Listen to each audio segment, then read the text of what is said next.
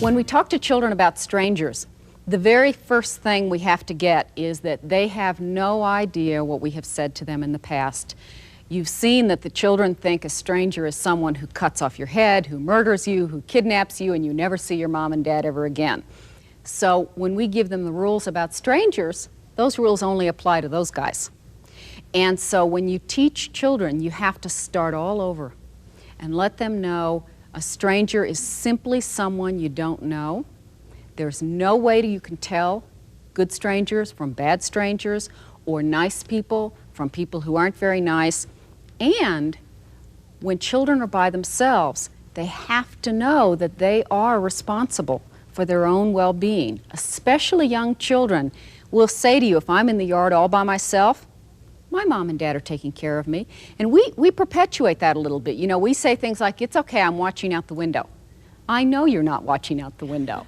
So they need to know when I'm by myself or when my mom and dad are paying attention to something else, I need to pay attention. I need to follow the rules.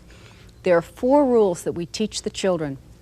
And I'm going to show you some clips from the children's class where you can really see how children learn it, how they gradually build it into their own muscles, and then how we adapt it a little bit as the children get older.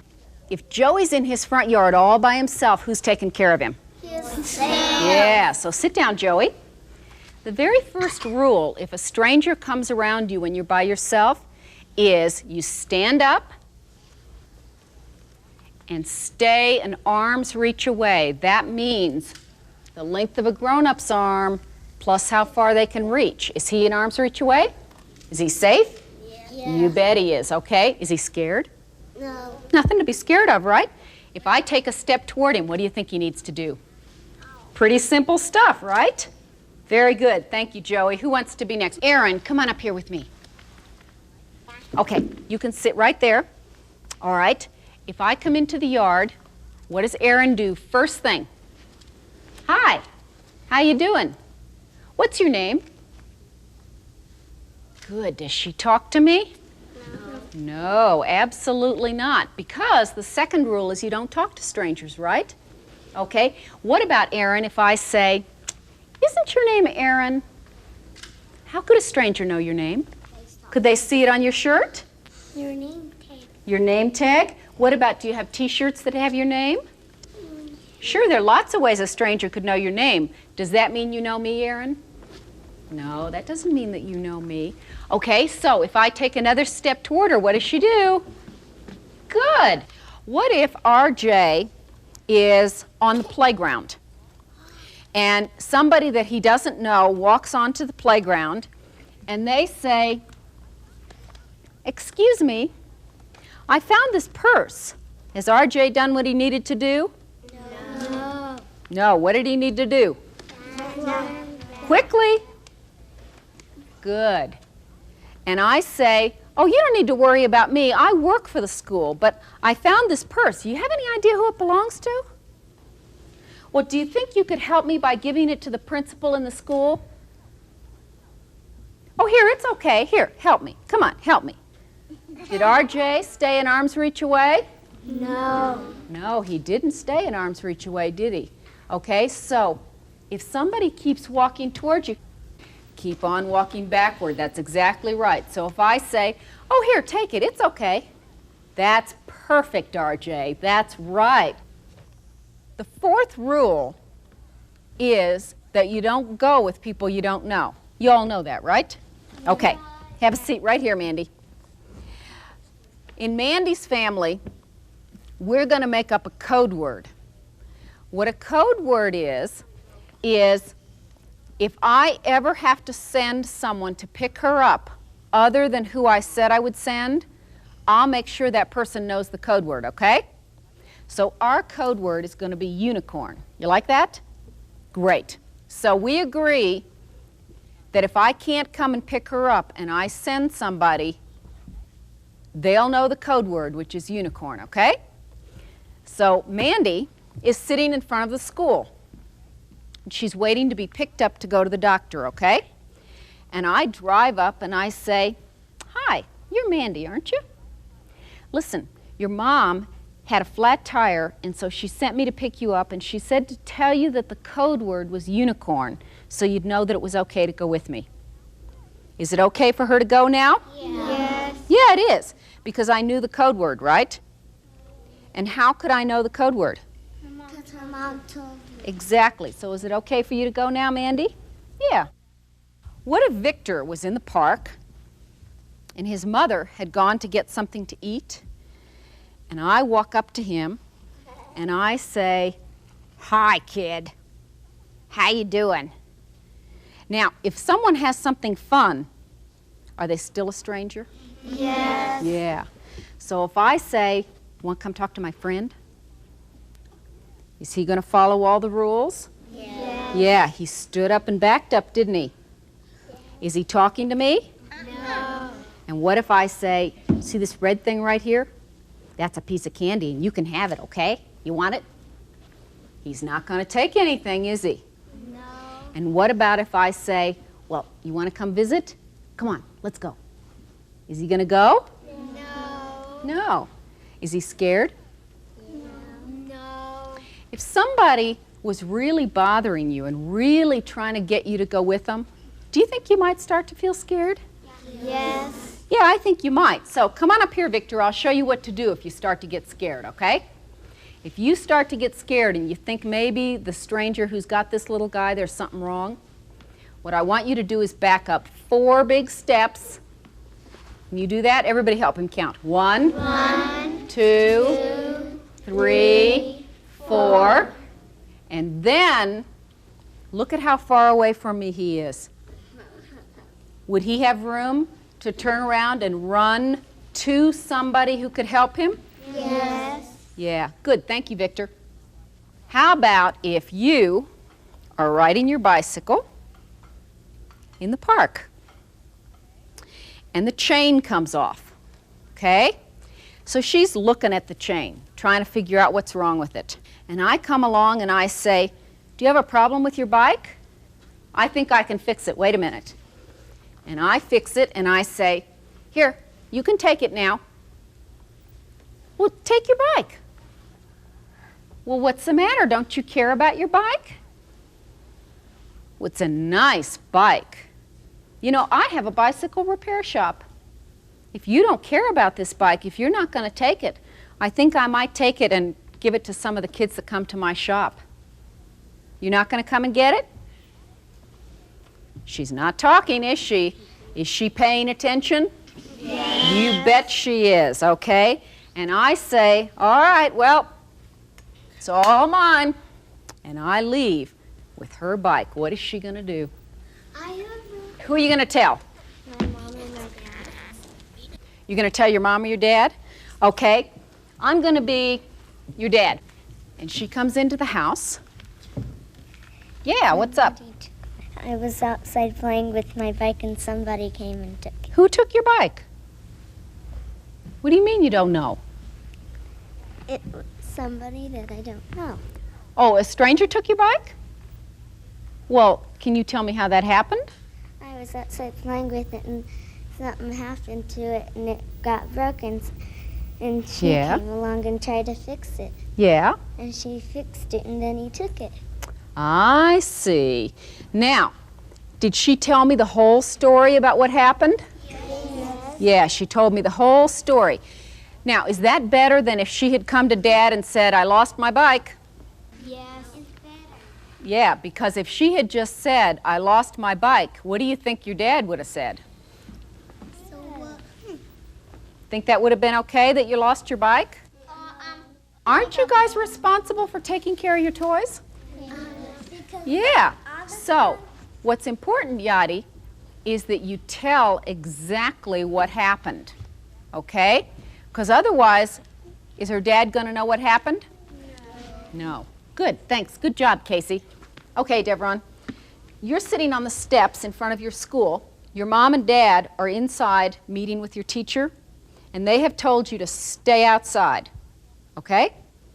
I'm a stranger and I walk up to Devon and I say, hey, how you doing? Oh, listen, wait, don't go away. Don't go away, come on back here. I just wanted to know if you wanted to come shoot some baskets with me. Now, when you come walking through the door, your dad says, I told you to stay outside, Devon. What are you going to say?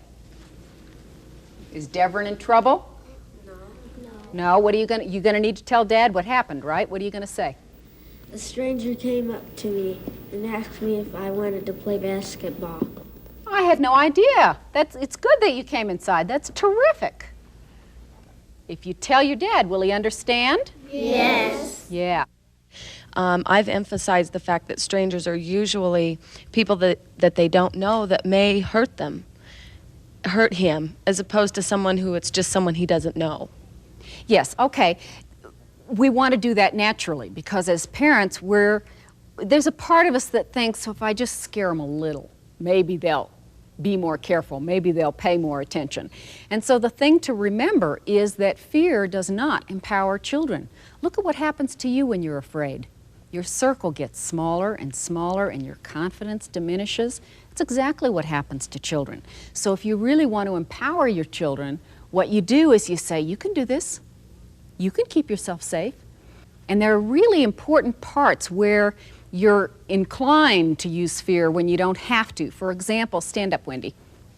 Remember when we were doing the role playing with the children and I did an arm's reach away. So if Wendy reaches out to take my book, a part of you wants to go, I got you. Because that's, as a parent, you want them to like remember this. But we don't do that. We say, whoop, is she an arm's reach away? No. If you're not an arm's reach away, can you keep yourself safe? And then we just do it again so that they get it, so that they're comfortable with it. And that's really the difference. If you think about yourself, when you feel in control, you're more effective, you make better choices, you think better on your feet. That's what we want to do for kids. By the way, for those of you that have scared your children to death, it's a really easy solution. You just say to your kids, you know how you go to school and you learn things all the time? Well, I learned something new. I learned that we don't have to be afraid of strangers. There's a whole nother way to talk about strangers and think about strangers, and if you learn these rules and you can follow them, you don't have to be afraid anymore. And kids will say, okay, just give it up that quickly.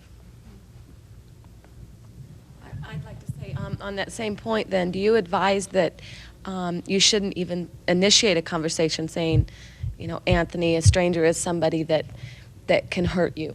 Just start the conversation, a stranger is just somebody that you don't know, and just leave it at that. That's what I would do. And I'll tell you why. Children get enough negative information from the rest of the world that they don't need to get it from you. So they say, well, I heard this little boy got kidnapped and whatever. And you can say, yes, that does happen sometimes. Not very often, but I wouldn't want it to happen to you. So what would you do if, and bring it around to prevention. The what if game is probably the most important tool that I give parents in the entire program. And it's so simple. It's just a matter of saying, what if this happens? Or listening when your children say, what if? And then asking them, what do you think? Great question. What do you think you should do? In finding out what they think they should do, you will have a window into your kids' minds. You will know what they think, what their concerns are, how they solve problems, how they think the world works, what level of decision-making and responsibility they are prepared to take in taking care of themselves. Cheryl, how do we teach prevention of abduction without really frightening our children? You use a story that incorporates all the skills, but that talk about abduction. And in fact, the story I use is Being Lost in the Store, and I can show you that as we do it with a first grader. If Jamar is at the store with his mom and dad and he suddenly sees that they're nowhere around and he's lost, the first thing I want Jamar to do is turn around and look and see if they're anywhere to be seen. Do you see them? No. And then, could you say your mom's name? Maybe she's just around the corner so she'd hear you? Or could you just say, Mom? Okay, let's hear you say, Mom. Okay, if your mom heard you, would she come running? Yeah. But if your mom doesn't hear you, what you need to do, Jamar, is come to the first person that you see who's working at a cash register. Okay, what's a cash register? It means that where you pay stuff. It's where you pay for things, okay? So I'm the person working at the cash register, okay, Jamar? So you come up to me and you need to tell me that you're lost. I'm lost. Good. He's telling me that he's lost. Is he talking to a stranger? No. Yeah, the person at the cash register, you don't know him. But when you're lost, it's okay to talk to a stranger who's working. Okay, someone who can help you. So I say, well, I'm sorry that you're lost. I'm going to help you, all right? Wait right here. And I leave. When I come back, I'm a store manager, okay? And the store manager says, hi, are you Jamar? Okay, Jamar, well, the policy in our store is we take all lost kids to the office. Now, I don't want you to go anywhere with someone you don't know, do I? In fact, when you're lost, after you tell the person you're lost, I don't want you to move from that spot. So when the manager says, okay, will you come with me? And he says, what do you mean you won't come with me? Don't you want to find your mom and dad? Okay, so the store manager, if he says, okay, you seem to know what you're supposed to do, so I'll go call your mom and dad on the intercom, okay? But you know what? Do grown-ups get real grumpy sometimes? Yeah. So we're going to see what happens if this is a grumpy store manager. Maybe he had a flat tire on the way to work and he is really in a bad mood. Okay, Joey? All right. So if the store manager says, what do you mean you're not going to go with me? You have to come with me right now. Are you going to do that? No. Well, I want you to come with me. And I put my hands on him and I want to make him go with me. What could he do? I'm bigger and stronger than him, aren't I? I could make him go if I wanted to, couldn't I? Okay, so what can he do to attract attention so that someone will help him? What could you do, Jamar? Help. Yeah, louder. Help. Yeah, if you ask for help, do you think a grown-up would help you? And who do you think is going to hear you? Yes, Ryan. If you scream for help, your mom and dad are probably going to hear you, right? Yeah. And if they come, is he safe now? Yeah. Yeah. Cheryl, my daughter is 8 now, and she's been through the program, but she seems to think that she's outgrown the rules. Yes, they begin to think that they are omnipotent, that nothing will happen to them, that they can tell who people are, what they might do. And it's really the reason for a continuous curriculum, because as they get older, their thinking changes, what they need to do changes, the rules change. You know, what I ask second and third graders to do is a world apart from what I ask kindergarten and first graders to do. How do you know this really works? We've conducted research that not only tells us the children learn the concepts, but that it actually changes their behavior. The thing that I want you to notice is that before the training, the children are very open. They walk right up to the person, listen to what they have to say, and in our study, 50% of the children readily agreed to go away with the stranger. Hi, Monica, is that your name? Yeah. Hi, my name is Tom. Today I'm putting on a puppet show here at your school, and I have some puppets and other neat things out in my car, and I need some help to bring it in. Do you think you can help me? Yes. Yes? Okay, I'll come after you in just a little while then, okay? Okay. All right, we'll see ya. Hi. Nathan, is that your name? Yes. Oh. My name is Tom. Today I'm putting on a puppet show here at your school, and I have some puppets and other neat things out in my car, and I need some help to bring it in. Do you think you can help me? Sure. Okay, I'll come after you in just a little while then, okay? Okay. All right, we'll see you, Nathan. Bye. Hi, Naomi. My name's Tom, and today's my son's birthday, And in my car I have some cookies, and in a while I'll have to bring them in. Do you think you can help me do that? Okay, I'll come and get you a little bit later then, okay? All right, bye. After the program, I want you to notice that the children aren't afraid, but they see, they pay attention. There is someone in the hall they don't know. They keep an arm's reach away from the person. They don't respond to what he has to say to them, and they go on about their business. Hi. I think you said your name was Alyssa? Alyssa, I have some gym equipment for the school outside my car. I was wondering if you'd be willing to come outside and help me move it in. Sure. Okay, thanks anyway, Alyssa.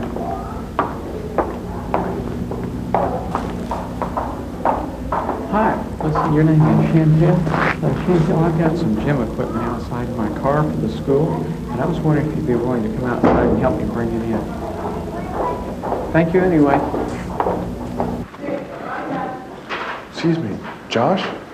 Hi, my name's David. I'm doing a gymnastics show here today, and I've got my gymnastics equipment, some other neat things in my car, and I was wondering if you'd help me bring them in. Thank you. Excuse me, Jennifer? Hi, my name's David.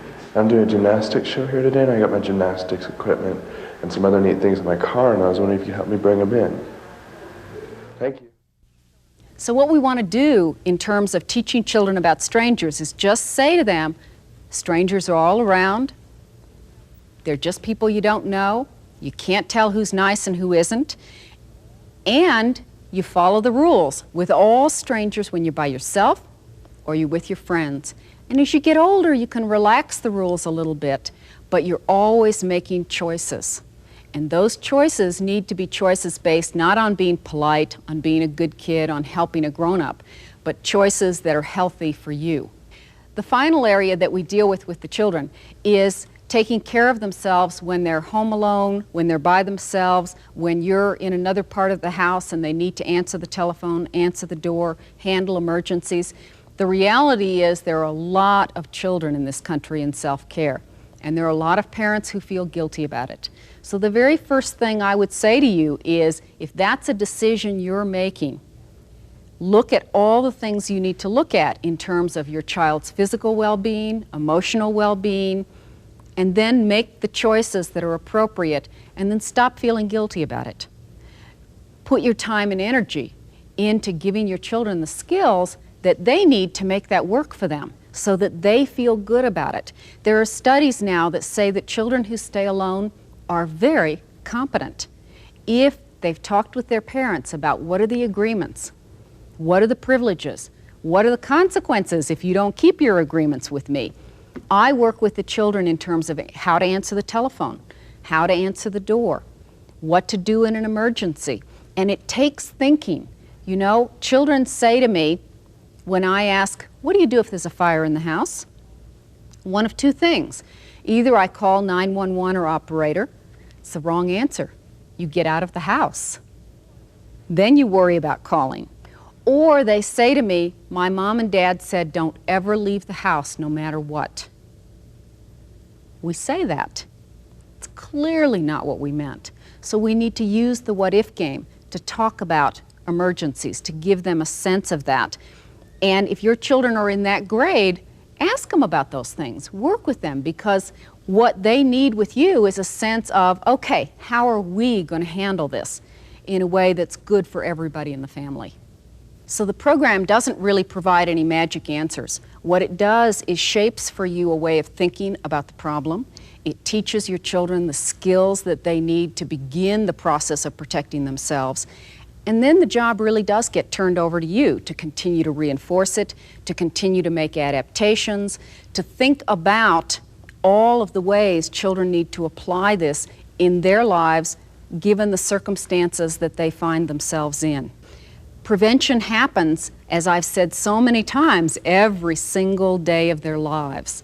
And that continuous growing as they grow, as their needs change, is what will keep your children safe. And finally, you want it to be fun. You know, they have an interest in this. You don't have to pull teeth to get kids to talk about prevention, to talk about safety. It's what they think about. And they love playing the what if game. They love seeing if they can trap you into figuring out what they should do. So play with them, make it interesting for them, so that at the end they say, I don't have to worry because I know what I need to do, and I know when I need help, and I'll do that.